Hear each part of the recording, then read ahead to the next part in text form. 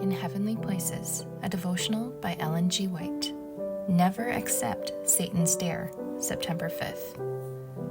Jesus said unto him, It is written again, Thou shalt not tempt the Lord thy God.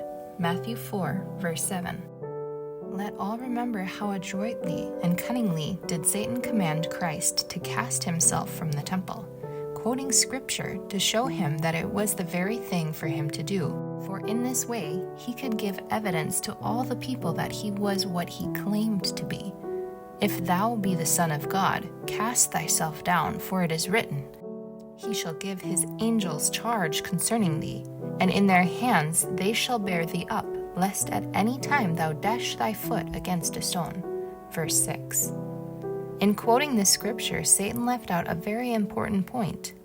To keep thee in all thy ways, Psalm 91, verse 11.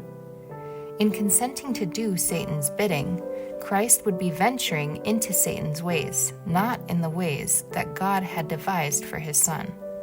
That was a dare, and Satan's agents are full of presumptuous dares to get a chance to work his will with those who will accept his dare.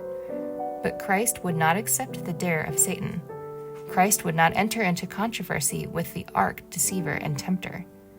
He said, It is written again, Thou shalt not tempt the Lord thy God.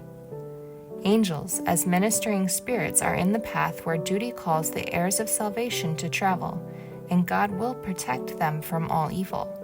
But when Satan marked out a path of his own, Christ had no right to walk in that way. He was to keep his feet in the path which the Lord had marked out. Thus Christ in his humanity gave an example of what man should do when tempted by Satan's suggestions. We are never to accept a dare to prove the truth to men who are inspired by Satan to make proposals that God has not originated, for in this way Satan will lead us to step out of the path of God's providence and place ourselves in a position where we might be worsted by the enemy and be overcome to our own hurt and to the injury of the cause of God.